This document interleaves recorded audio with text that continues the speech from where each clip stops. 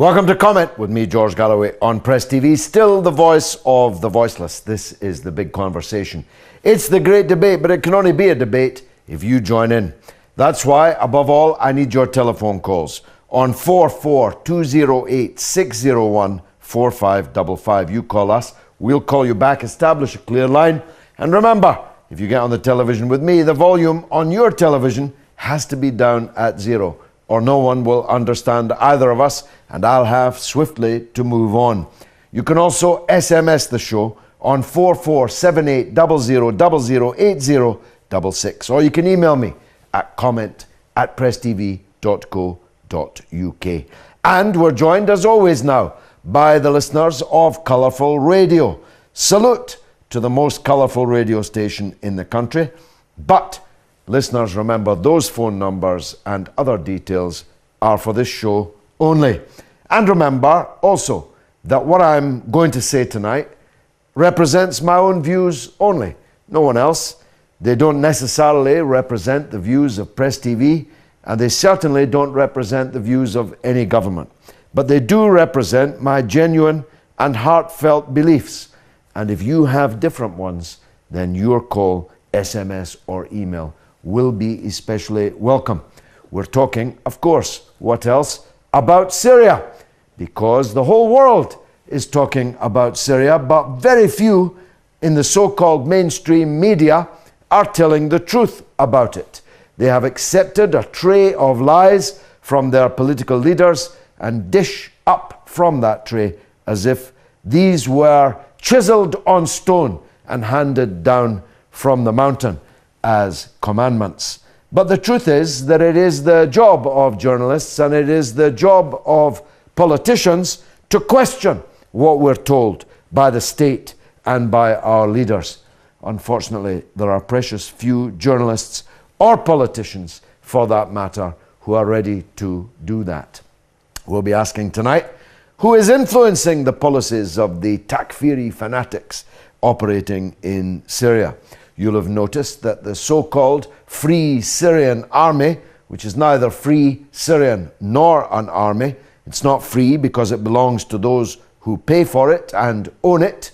It's not Syrian, although there are Syrians in it, because most of its fighting is done by foreign fighters, fanatics who have come from all over the world to join their forces. And it's not an army because its members habitually behave like beasts, eating other men's hearts, cutting off other people's heads, and destroying churches, monasteries, and other holy places of religions and sects of religions that they don't like. Their own narrow, fanatic, Takfiri interpretation of Islam being the only one acceptable to them. Now, President Putin's running rings around the United States. President Barack Obama, who, if it weren't for the British policy determined in the Parliament just a week or so ago, would already be in a war, a disastrous war, and one against the wishes of the public opinion in both of our countries. On both sides of the Atlantic, the majority against being involved in a war in Syria is simply overwhelming. The British Parliament threw David Cameron's war plan out for the first time since 1782, that a British Prime Minister was refused permission to continue fighting a war. 1782, and in the United States, Obama's had to call off the vote because he knew he was going to lose it, and big time. So it seems that President Putin, writing in the New York Times today, is speaking for the American people rather more clearly and precisely and accurately than their own president is. I'm certainly speaking for the British people a lot more clearly than David Cameron is, or the Bush and Blair Corporation, formerly known as the BBC, which continues to act arrogantly as the wartime propaganda bureau of whatever British government is in power. I had another example of that on the Daily Politics on BBC today. No doubt you'll catch up with that on YouTube. I promise you, it's worth watching. So let's hear from the viewers and the listeners about what they think we're doing in Syria and where it's going, who's influencing whom, who owns whom and what. Adam is the first caller in London. Adam, welcome to the show. Thank you very much, George. You're welcome. It's been a long time. And a long time it has been. Go ahead. Yes, I heard you on RT, I think 3 days ago, and you were fantastic. I totally endorse the campaign to get Mr. Blair and George Bush to The Hague so that they can be tried for war crime. That's where and they for should what be. they've done in Iraq and what they are continuously going to do in Syria. George, you made a wonderful statement that the Free Syrian Army doesn't belong to the Syrian people. It is an army of diabolic-minded people who were formed outside Syria to go into Syria to propagate their agenda to consolidate the state of Israel. George, I think Putin is a star. He is now the president of the world, and we must confer that to him. We should get rid of Mr. Barack Obama's Nobel Peace Prize and give it to Mr. Putin, allegedly somebody without a good human track record. But he has proven to the world that he is more human-centered than the so-called Jesus Christ of this so-called democracy. George, let's see the peace that Russia wants to broker now. He says, okay, if you say that Syria is going to use the chemical weapon on eight people, let us get the chemical weapon under the control of international community. And I don't think that is just said by that and you end there. But Russia will provide whatever security necessary to the people of Syria in case of foreign aggression, so that anybody who dares to invade or attack Syria will be expelled by Russian and believe Russia can do that. Well, I agree, Adam, we're losing the line a little bit, so let me respond to what you've said so far, with which I completely agree and concur. This is the beginning of history. You remember that the idiot Fukuyama, notoriously and hopelessly wrongly, predicted it was the end of history when the Soviet Union ceased to exist. He thought that Russia was headed to the kind of perdition that President Yeltsin was likely to preside over. But Russia is back, and it's back at the center of world events. And so this is the beginning of a new era in history. An era in which the United States does not dictate what happens in the world, and the people of the United States begin to dictate to their government what their government should and shouldn't do. Now, this is a magnificent turn of events, and one which will make the world more safe and more fair. Because, of course, if you have only one superpower in the world, by definition, the world is completely out of balance. But if you have multipolarity in the world, where more and more powers and blocks of powers begin to emerge, who cannot be ignored in the conduct of international affairs, then that makes the world a safer and a more balanced place, produces equilibrium in international affairs. And I just say this, Adam, if diplomacy manages to resolve the issue of chemical weapons in Syria, it should go on to resolve the question of chemical weapons, biological weapons, and nuclear weapons in Israel next door. That seems only fair. If Syria is to be disarmed of its weapons of mass destruction, what would be the argument for Israel being allowed to retain a mountain of weapons of mass destruction? But secondly, if diplomacy can solve the issue of weapons in the war in Syria, it can be used to resolve the war itself. And it's time that those who own and pay for the so-called Syrian rebels are forced to force their satraps, their servants, their mercenaries to go to Geneva and sit down under the chairmanship of Russia and the United States and negotiate a transition to democracy in Syria. That's what Kofi Annan set out to try and do 2 years ago. But he's been robbed and humiliated of the fruits of his labors. It's time now to go back to Geneva. Mahmoud is on the line and he's in Syria. So we must hear what he has to say. Mahmoud, go ahead. Mahmoud? Yeah, hello. Yes, George. Nice to have me again. And you, sir, go ahead. We always like to hear from the front. Go on. Yes, I think I spell everything, but I want to remind you something about Putin. He said a very beautiful phrase about that we are all created equal by God. Yes. That shows you that there is a great morality in Russia, then in America, and in Britain. That's a very powerful speech that he gave. It was. Comparing to this American politician, Galloway, you know, if you want to become an American politician, you must acquire a PhD of liar. And you obtain that PhD of liar, then you can be a senator or a congress or a president. Before they open their mouth, through their face, you can see them. These are liars, bunch of liars. That's the only comment I want to give you. Well, I'm grateful for it, though I'm sorry to hear it. But it's undoubtedly true that our countries are led by liars. And that's why the public has absolutely no confidence in what they say.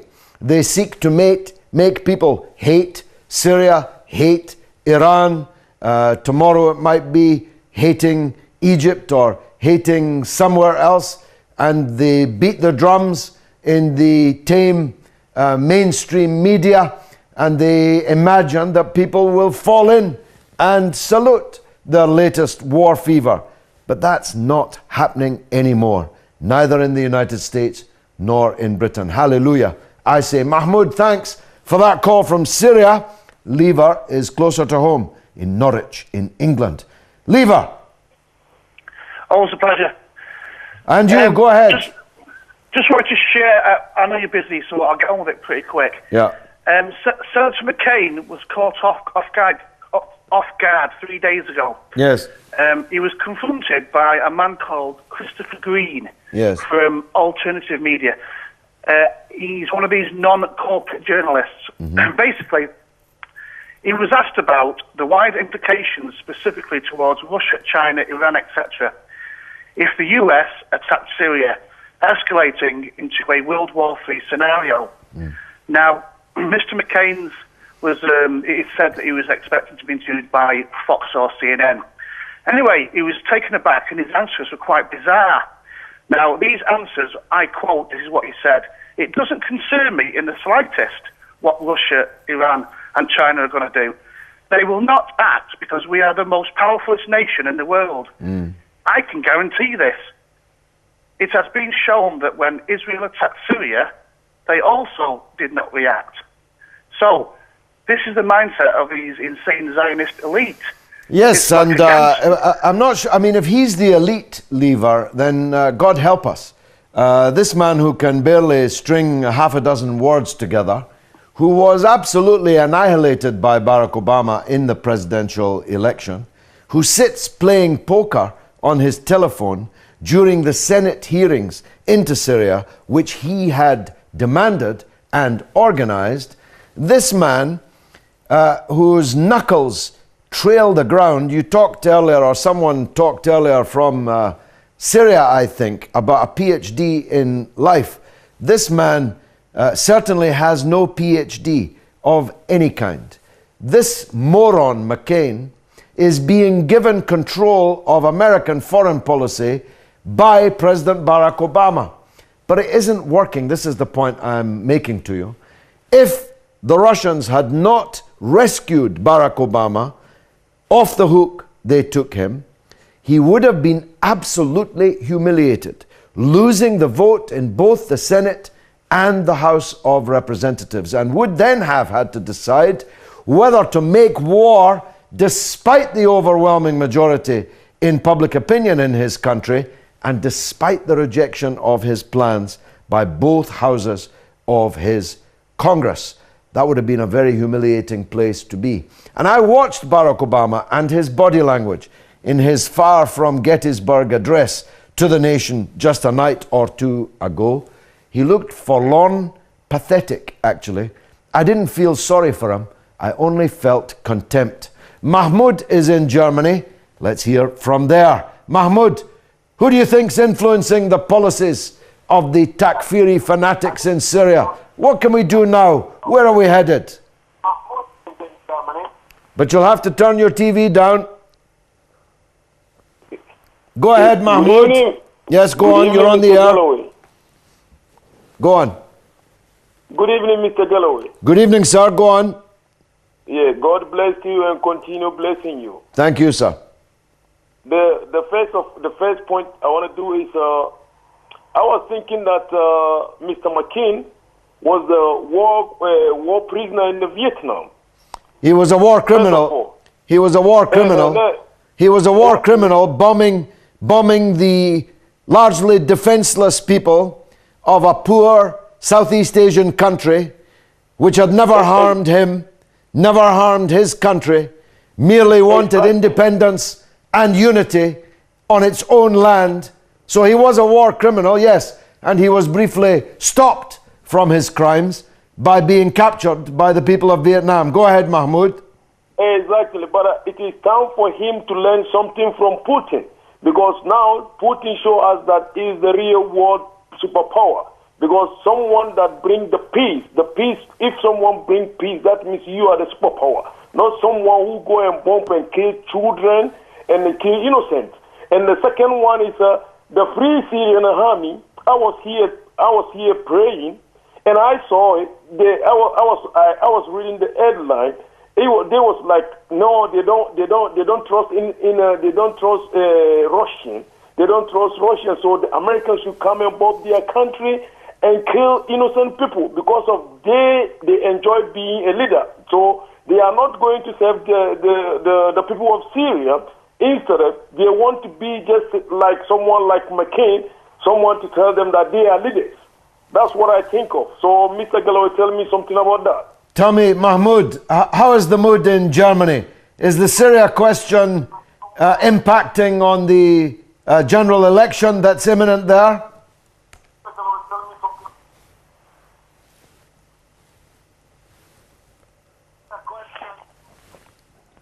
Unfortunately, we lost Mahmoud, and he disobeyed the first rule of comment. The volume on your television has to be at 0. Very, very important. Let's talk to Mukhtar, who is in India. Wow, we don't get many calls from India. Mukhtar, welcome to the show. Thank you, George. Good evening. Good evening to you, sir. Thanks for calling us. Tell me, what would you like to say? Most welcome. I would like your opinion, George, on the opposition in Syria. I mean, do we even have a credible opposition there? I myself don't believe so. That's not to say I mean, Mukhtar, let me say this, because I haven't said it for a while. The Syrian people have every right to be in opposition to their government. The Syrian people have every right to overthrow their government if they are not happy with it. That right belongs to all people in all countries. But a number of things have emerged. The first is that the majority of Syrian people do not want to overthrow their government. And that's largely down to the character of their opposition, who are, first of all, not Syrian. Secondly, the most bloodthirsty, mass murdering, torturing, heart-eating brutes that we have seen active in the world for centuries. And thirdly, when a group of oppositionists are hated and feared by every single religious and ethnic minority in the country that they're operating in, that opposition is not fit to rule, because democracy is not just about counting heads and the majority deciding to eat the minorities, a polity of 2 wolves and a sheep, where the wolves vote to eat the sheep. Democracy is about what happens after elections as much as the actual election itself. Democracy is about protecting the rights of minorities in your country, religious minorities, ethnic minorities, and on all those tests, the so-called opposition in Syria has failed. At least the external opposition. There is an internal, democratic and patriotic opposition inside Syria that ought to be involved in the negotiations which need now to take place in Geneva. Mukhtar, what do you say?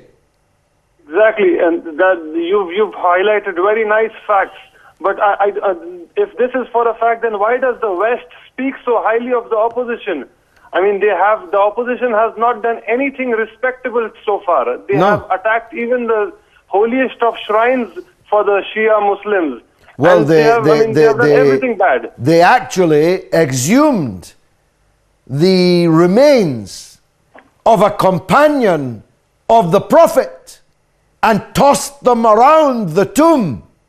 Imagine a man who had kissed the face of the Prophet Muhammad. His remains were being thrown hither and thither by these people when they desecrated his tomb. They have, in Malula, destroyed Christian holy places, terrorized and murdered Christian people in one of the most beautiful citadels of Christianity left in the world, where the people continue to speak Aramaic, the language of Jesus himself. That's the quality of the so-called opposition in Syria. Let's talk to Ghazali, who's in Iran. Ghazali, welcome to the show. Ghazali, please put your television down at zero. Yeah, go on. Okay. Go on, sir. Okay. Yes, you're on the air. Go on. So, hello, George. Hello there. Speak up, please, quickly. I'm so happy to talk to you, George. Thank you. And so, I would like to tell you that the world should know that Obama is doing the wrongest action. The Islamic and also the other countries of the world should help Syria to defend its own property and also rights.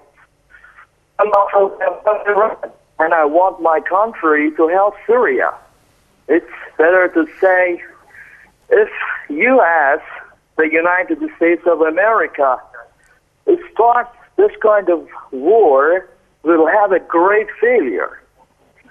So, George, I would like to know your own personal idea about this kind of decision in the United States of America.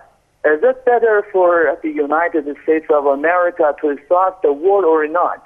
Well, I think the American people have already decided that in overwhelming numbers. The people of the United States rejected the idea of yet another war against yet another Arab country. And they have spoken in the public opinion polls and through their congressional representatives. Rand Paul, for example, described the telephone calls that his office was receiving as running at 100 to 1 against war.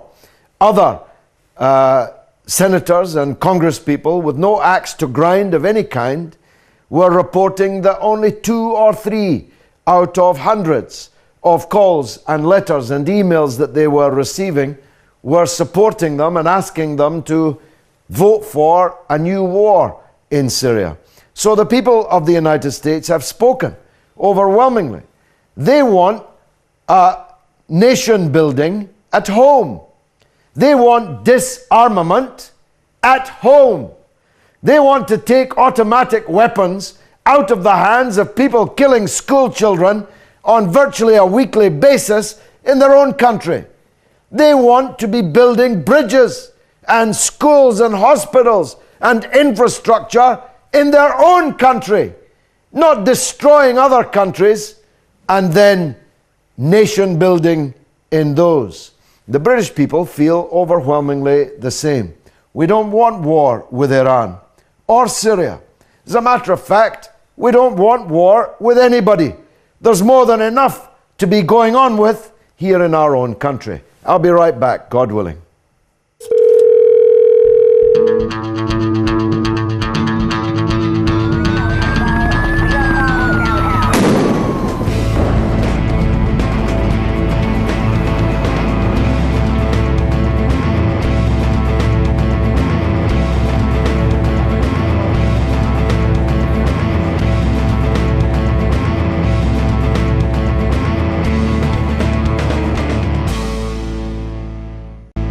Welcome back to Comment with me, George Galloway, here on Press TV. Still the voice of the voiceless. And we're talking about Syria. But we're talking about it from the standpoint of truth, not propaganda. Unlike the so-called BBC, otherwise known as the Bush and Blair Corporation.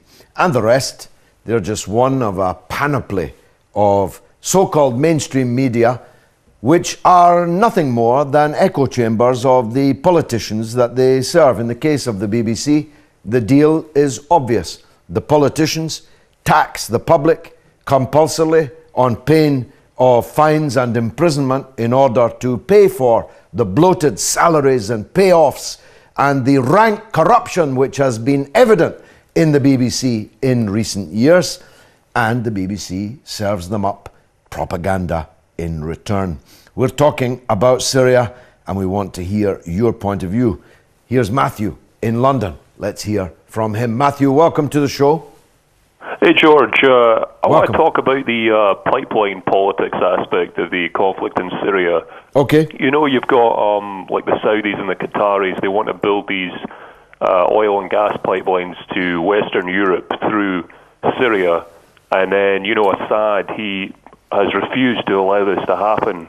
And then, you know, propping up Assad, you've got Russia, who want to maintain their monopoly on energy supplies into Western Europe. So, I mean, can you address that? Because I think that's a major part of why the West is hitting Assad, why they want to take him down. I can't address it because I don't know anything about it. I hear pipelines coming up in discussion in just about every conflict in the world. So, of course, I wouldn't be surprised if that were so. And I'm certainly not discounting it or disrespecting your theory, Matthew. I just simply don't know enough about it. But I do know this, that an ocean of oil and gas has been discovered in the Mediterranean, in the triangle between Palestine and Syria and Cyprus. If you can imagine a triangle where the base is the landmass from Syria to the Gaza Strip, and the triangle going out into the Mediterranean, meeting in Cyprus, you have an ocean of oil and gas which has been discovered there. And that drives a lot of the international politics in relationship to all these countries. If you think about it, Lebanon, once this oil and gas is onshore and making money, will become a very wealthy country indeed. So will Palestine. And those who control the coastline of Palestine will have riches beyond their imaginations, which is another reason why the so-called settler state of Israel wants to maintain its occupation of the Palestinian land so that they can be the ones who determine where that money goes. Those who are intriguing and conspiring against Lebanon on a daily basis, ditto.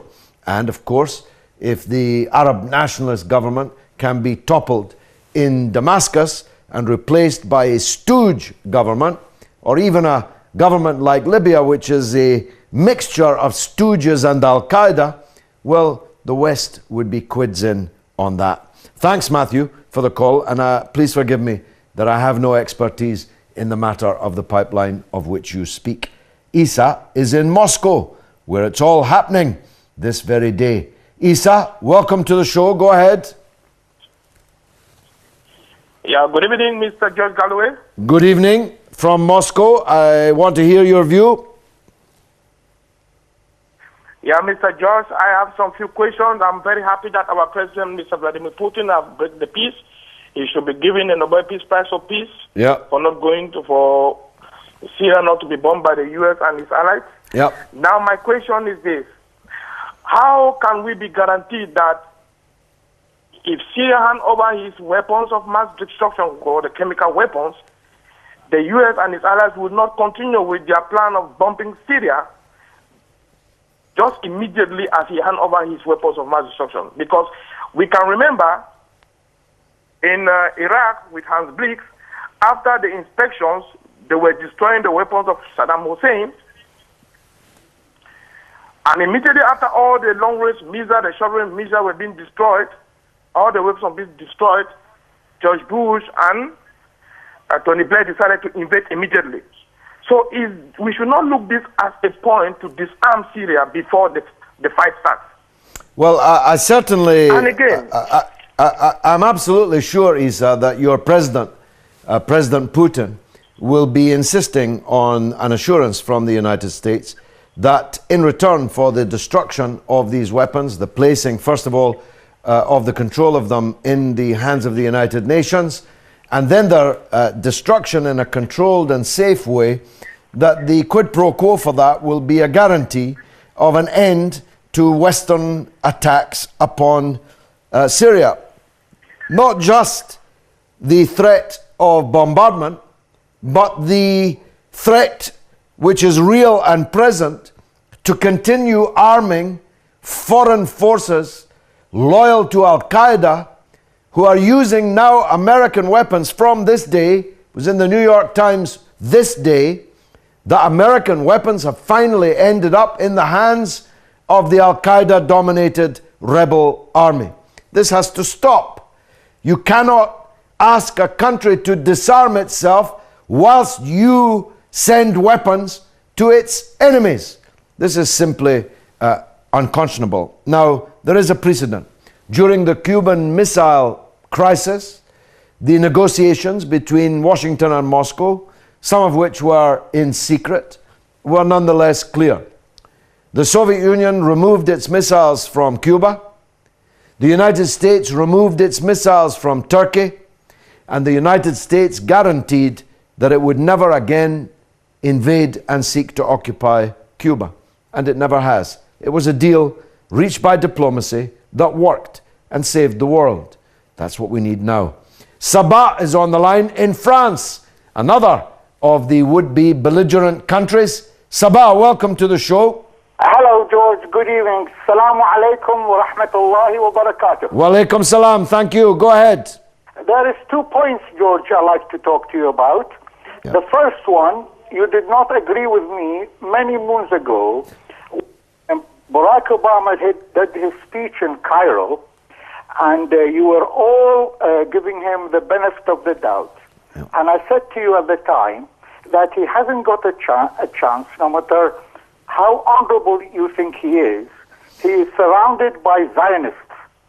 And you did not agree with me, and you gave him the benefit of the doubt. Isn't that an obligation, Sabah? Isn't that a religious obligation to give people the benefit of the doubt? Okay, but what I mean is, you did not agree with me. You couldn't see it that because he was surrounded by Zionists, he hasn't got a chance to be any better than Bush. The next point I'd like to talk to you, George, about is the Syria and the president of Syria. I think they had America on the run. I think America is like a car with 4 blown-up tires punctured. They cannot throw any weight or any rockets or any of that propaganda they were doing. They should have stood up to it and made Israel give up their atomic or the mass destruction ammunition that they have as a condition. Well, look, Sabah. What do you think of that, George? Look, Sabah, I'm impressed by your willingness to fight to the last drop of Syrian blood. But if I were Syrian, I'd be very grateful to President Putin for the diplomatic move that he made. The United States is not a car with 4 blown-out tires. It has the ability to throw death and destruction through the skies and to massacre large numbers of Syrian people. It's a car that's past its sell-by date. It's a car that's running out of fuel. It's a car that's very last decade's model, but it's not a car which has no tires. It is not a power that has no ability to kill. It has the ability to kill. That they have been stopped in their tracks, in their intention to kill, is something that we should celebrate. Samsam is on the line from Eritrea, a place I haven't been since 1985. Samsam, welcome to the show. Did we lose that call? What a pity, because I so wanted to talk to someone in Eritrea. Unfortunately, that line was cut, but there are many of you trying to get through, and we'll try to get to the next caller momentarily. We're talking about Syria, who is influencing the policies of the Takfiri fanatics who are causing such death, destruction and mayhem in Syria. Who are the Free Syrian Army who instructed the United States today that they would not support any deal which John Kerry negotiates with Sergei Lavrov in Moscow. Let's talk to Issam in Syria. Hear what it's like on the front line. Issam, welcome to the show. Good evening, Mr. Galloway. Good evening, sir. Tell us. I think there's two parties who want to keep this war going. The first is the Saudi and the Gulf states. Altogether, they want that far keep going in Syria so they can keep it off their land or their backyard. And the point, like they're teaching their people, look what happened in Syria. If you ever think about going revolution against us, that's what will happen to you. And I think they are pissed off from our president when they call him half man after the war in 2006 against Hezbollah. And the second party who want to keep this war going, I think the U.S., because they don't mind, like if they kill 23 million Syrians just to keep the state of Israel safe. Well, Issam, I'm sure that there are many powers that want to keep the conflict going. The latter power that you mentioned, Israel, very definitely.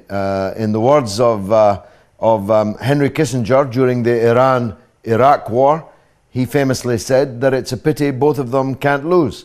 And he followed a policy to try and keep the war going for as long as possible. He wanted Iraqis and Iranians to slaughter each other because he was hostile and hated both of the peoples involved. And the same is true of Israel in Syria today. It wants nothing more than the continuation of endless war, death and destruction in Syria. Because of course, whilst everyone, especially in the Muslim world, is fixated upon a so-called jihad in Syria, nobody is contesting or struggling against the Israeli occupation of Palestinian land, the continued destruction of Palestinian houses, the continued Judaization of Holy Jerusalem, the ethnic cleansing of the Arab areas in Jerusalem, and so on. All of that is going on apace, as well, of course, the continued starvation of the Palestinian people in Gaza. Nobody's doing that about any of these things because they're all seeking to give their support to a so-called jihad in Syria, or they are trying to defend Syria against that so-called jihad. It's really not rocket science.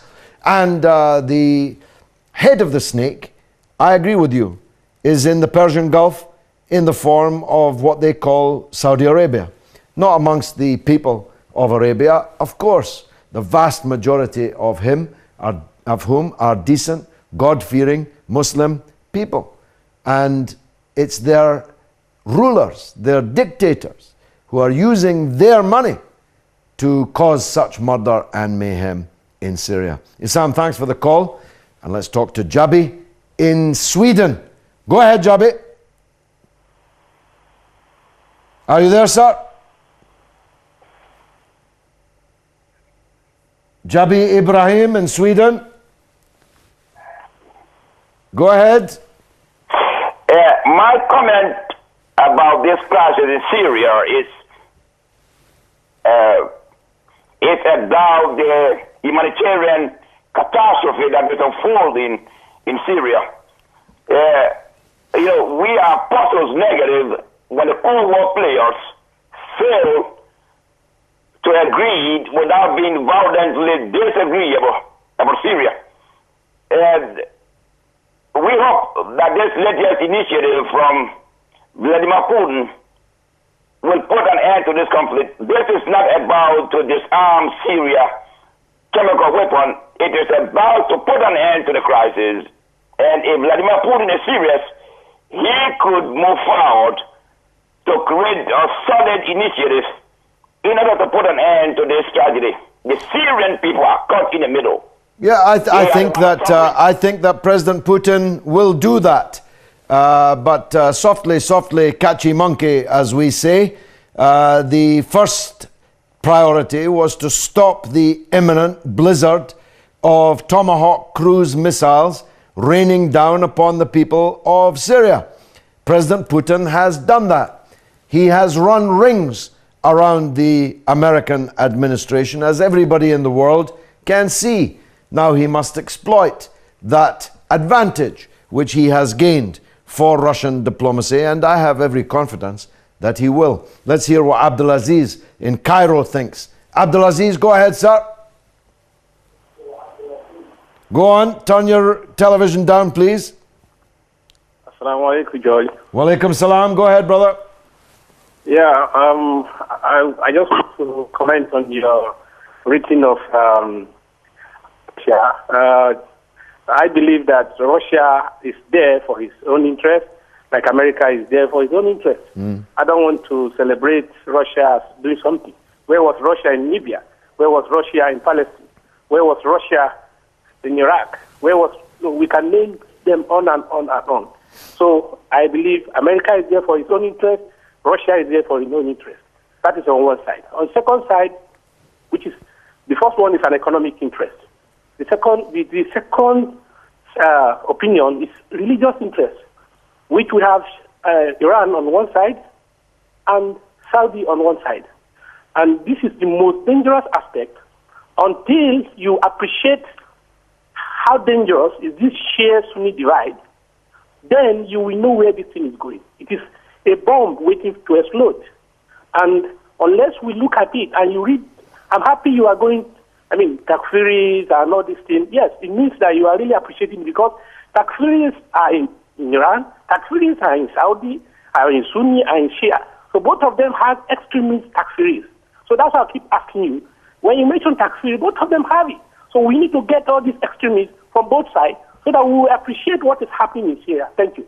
Well, look, I know that you don't like me calling them Takfiris, but that's exactly what they are. They are Takfiri fanatics who have arrogated to themselves the power to decide who is a believer and who is a non-believer, and taken unto themselves the right to murder those they designate as non-believers. Now, I'm sorry, such people have no place in Islam, in any religion, or in humanity as a whole. We simply cannot accept people setting themselves up as God and then carrying out mass murder against those they have decided don't fit the bill so far as their own interpretation of religion is concerned.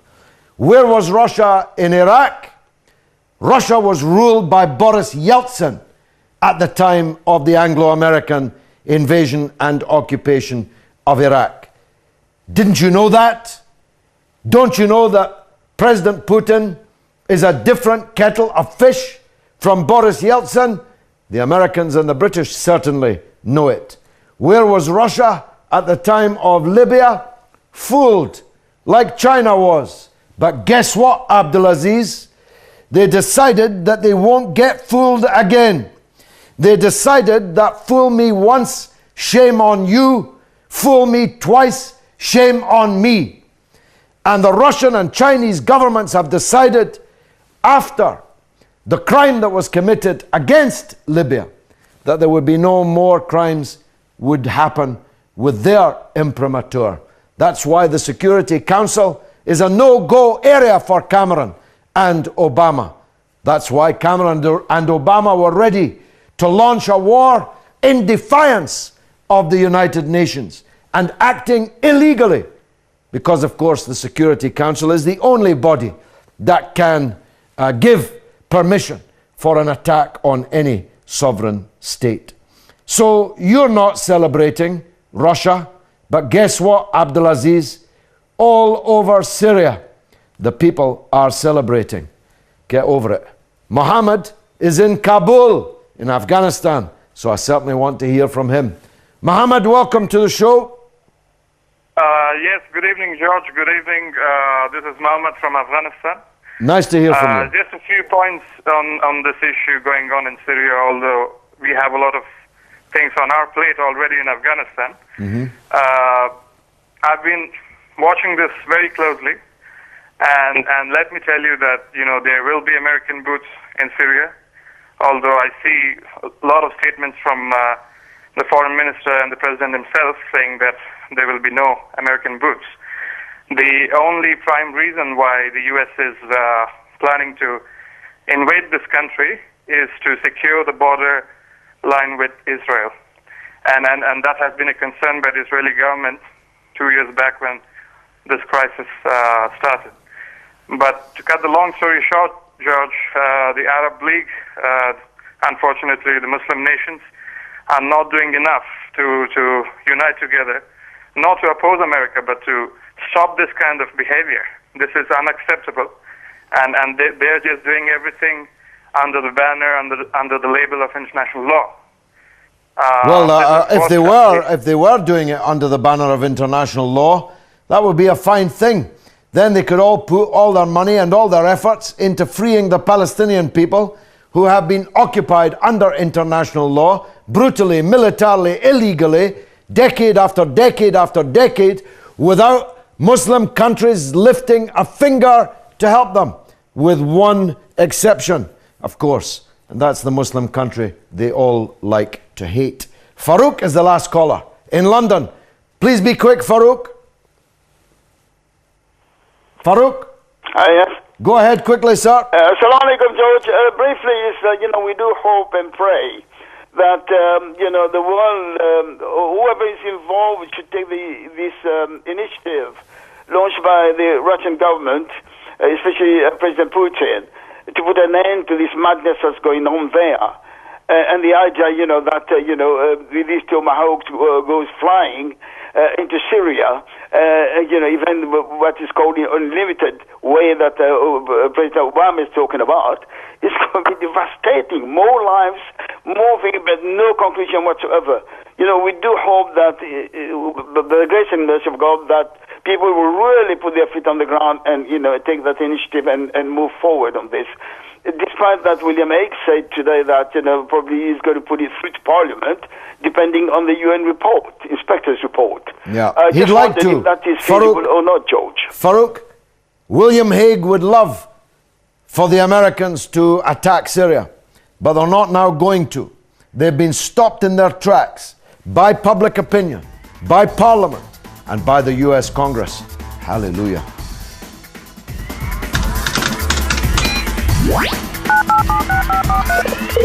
Hello, if you just comment your name and the place you left that number, and just make sure that your television volume's set to 0. So 0, 0. Can you spell your name for me? Yeah, I know. You redirect me.